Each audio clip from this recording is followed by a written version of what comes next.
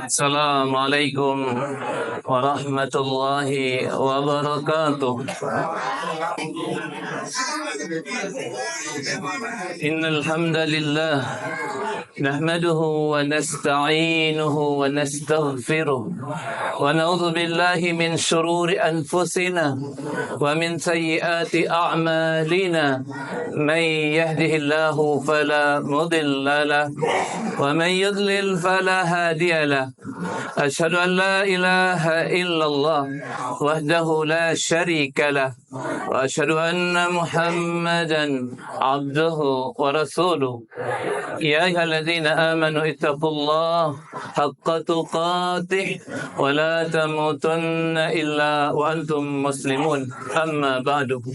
Fa inna asdaqal hadithi kitabullah wa khairal hadi hadi Muhammadin sallallahu alaihi wasallam wa syarrul umuri muhdatsatuha fa inna kulla muhdatsatin bid'ah wa kulla bid'atin dalalah wa kulla dalalatin finnar. Jamaah salat tarawih, a'azzani Allah wa iyyakum. Nabi alaihi salatu wassalam menerima perintah puasa dari Allah Azza wa Jalla pada tahun kedua Hijriah, dan kematian beliau pada tanggal tahun ke-11 Hijriah. Selama berpuasa Ramadan ini, beliau hanya berpuasa 9 kali. 2 sampai 11. Pada tahun kedua Hijriah itu bertepatan dengan umurnya yang ke-54 tahun. Padahal kita dari kecil sudah berpuasa. Tapi Nabi SAW memulai puasa Ramadannya pada usia 54 tahun sampai kematiannya usia 63, berarti 63 diambil 54. Puasa Nabi selama hidupnya 9 kali puasa. Ketika awal-awal Ramadan, Nabi memberikan informasi kepada para sahabat kalian. Atakum syahrul Ramadan, syahrun mubarak. Telah datang kepada kalian bulan Ramadan yang penuh dengan keberkahan. Faradallahu alaikum siyamah. Allah mewajibkan kepada kita puasa. Suffidatis syayatin, hulliqat abwabun nar, wa quttihat abwabul jannah. Syaitan-syaitan dibelenggu, pintu-pintu surga dibuka, dan pintu-pintu neraka ditutup. Fihi lailatun khairun min alfi syahr. Di bulan Ramadan ini ada bulan yang lebih baik dari 1000 bulan, atau sekitar 83 tahun. Faman hurima khairuha faqad hurim. Siapa di antara kita yang terhalang dari kebaikan, terhalang dari melakukan ketaatan di bulan Ramadan ini, sungguh ia telah terhalang dari hidayah, terhalang dari kebaikan. Dan Nabi SAW menyabdakan kepada kita, falillahi utaqa'u fi yaumi Ramadan min awwali lailatin min Ramadan wa dzalika kullu lailah. Sesungguhnya Allah memiliki orang-orang yang dibebaskan dari api neraka. Wa dzalika kullu laila, dan itu terjadinya setiap malam daripada bulan Ramadan. Oleh karena itu, abaikan saja kalau ada yang membagi-bagi 10 pertamanya rahmat, 10 keduanya ampunan, dan 10 ketiganya pembebasan dari api neraka. Kenapa harus diabaikan? Karena hadis itu lemah. Hadis yang sahih adalah rahmat Allah, ampunan Allah, pembebasan dari api neraka sudah ada sejak dari awal Ramadan. Hebatnya orang Islam sudah mendapatkan kebaikan yang banyak. Kenapa? Berkumpulnya orang-orang ketika berada dalam salat tarawih mereka adalah turunnya rahmat kepada mereka. Dan berpuasanya kita, kata Nabi dalam hadis Imam Bukhari, man sama Ramadana imanan wahtisaban ghufira lahu ma taqaddama min zambi. Siapa di antara kita yang berpuasa Ramadan penuh keimanan, keikhlasan, berharap pahala dari Allah, Allah ampuni dosa-dosanya yang lalu. Hadis ini sahih Bukhari. Jatuhnya ampunan Allah sudah ada sejak daripada awal Ramadan tiba. Oleh karena itu beruntunglah siapapun di antara kita, meskipun diwafatkan di 10 pertama Ramadan, sudah dapat ampunan, sudah dapat rahmat dari Allah Jalla wa'ala. Ibu-ibu kalian, kita ini memiliki syariat yang ternyata selalu diberat-beratkan. Nabi SAW memberikan batasan seseorang tidak lagi boleh makan dan minum ketika azan subuh dikumandangkan, bukan imsak. Karena imsak itu menjadi sesuatu yang dimana orang-orang beranggapan sudah tidak lagi boleh makan dan minum.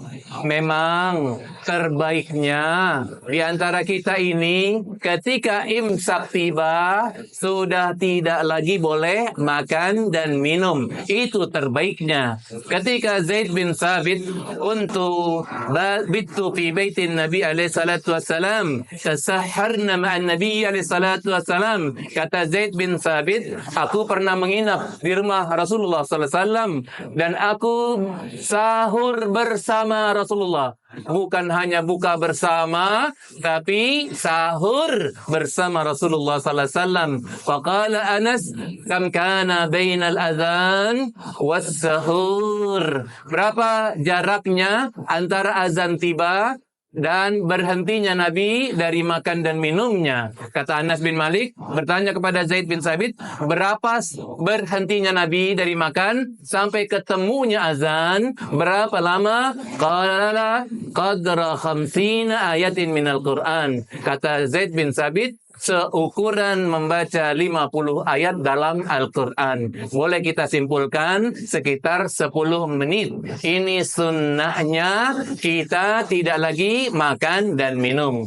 Meskipun tidak ada masalah untuk makan dan minum sebelum azan tiba, juga ada sesuatu yang menjadi kemudahan di dalam agama ini. Tapi kemudahan ini bukan menjadi kebiasaan. Apa itu? Idza sami'a ahadukumun nida wal ina'u fi yadihi fala yada'hu hatta yaqdiya hajatahu. Apa artinya? Apabila di antara kalian mendengar azan subuh tiba dan sementara makanan masih ada di piringnya, minuman masih ada di tangannya, fala yada'hu, jangan dilempar, jangan dibanting, jangan panik.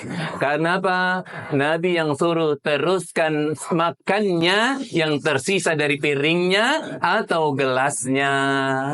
Tapi ingat tadi, jangan jadi kebiasaan. Ini hanya uzur bagi memang orang yang benar-benar tidak tahu kalau azan subuh memang dalam detik-detiknya akan tiba. Oleh karena itu, ini kemudahan di dalam agama kita. Jangan sampai makanan itu yang sudah di tangan menjadi basi, dibuang gara-gara mendengar azan. Atau minuman yang masih setengah gelas lagi, tidak ada yang meminum lagi. Oleh karena itu Nabi memberikan kemudahan sebegitu mudahnya kepada kita ini.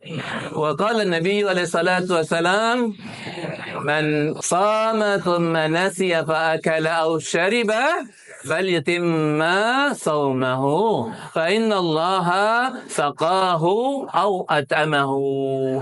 Bisa jadi di antara kita adik-adik siang-siang makan, siang-siang minum, tapi lupa sepiring boleh atau tidak? Ada di antara kita makan siang-siang, tapi lupanya sepiring, boleh? Boleh. Selama itu lupa, benar-benar tidak ingat, meskipun lupanya sepiring, teruskan puasanya. Fa innallaha at'amahu wa saqahu. Karena Allah saat itu memberi sedekah kepadanya. Bisa jadi di antara kita, maaf, gara-gara lupanya sepiring biasanya dibatalin atau tidak? Biasanya ya, Bu. Gara-gara sepiring udah kenyang, pasti. Kalau kita tidak punya ilmu, pasti kita, apalagi kanan kiri kita bilang, lu lupa sepiring. Nah, gara-gara ucapan itu kita akhirnya membatalkan puasa. Padahal hadis itu sahih Muslim. Siapa di antara kita yang di siang harinya memakan sesuatu atau meminum sesuatu karena lupanya, maka teruskan puasanya karena Allah sedang bersedekah kepadanya. Ibu-ibu sekalian yang kerjaannya memasak, diperintahkan untuk mencicipi rasa agar orang-orang yang makan nasi yang buka puasa kita itu enggak keasinan. Oleh karena itu, para ibu sekalian yang kerjaannya masak, membuat makanan atau minuman, ada perintah yang membolehkannya untuk mencicipi makanan dengan sendok atau dengan jilatan tangannya ke arah lidah. Itu adalah perkara yang termasuk dibolehkan. Abdullah ibnu Abbas berkata dalam hadisnya, la ba'sa an yadhuqal khailu aw syai'u ma lam yudhil halaqa aw yudhil halaqahu. Tidak mengapa di antara kalian yang kerjanya memasak, maka mencicipi rasa dari makanan yang dimasaknya atau mencicipi rasa dari minuman yang dibuatnya, maka ini tidak mengapa. Malam yudhil halaqah, selama tidak masuk ke kerongkongannya. Jadi sebatas mencicipi, boleh dengan sendok, tapi dengan itu dibuang kembali, tidak ditelannya. Inilah kemudahan di dalam agama kita, agar kita jangan sampai tidak mengetahui syariat yang sangat memberikan kemudahan kepada kita di dalam segala hal. Perihal berbuka puasa, banyak di antara kita, silakan, di antara kalian atau di antara antum sekalian, ketika azan tiba di saat maghrib, Allahu Akbar, Allahu Akbar, itu baru terdengar azan, maka perintahnya mengambil air atau minuman apa saja, bismillah, minum terlebih dahulu. Karena doa-doa yang dibaca ketika berpuasa adanya setelah minum, bukan ketika mendengar azan. Allahu Akbar, Allahu Akbar. Boleh kita berucap Alhamdulillah. Boleh. Setelah itu ambil air, bismillah. Ingat, ucapannya cuma sedikit. Bismillah. Tanpa Ar-Rahmanir Rahim. Setelah masuk air ke dalam tubuh kita, baru membaca doa yang disyariatkan oleh Nabi. Zahabaz zama'u wabtallatil uruqu wasabatal ajru insyaallah. Inilah doa yang mesti kita baca.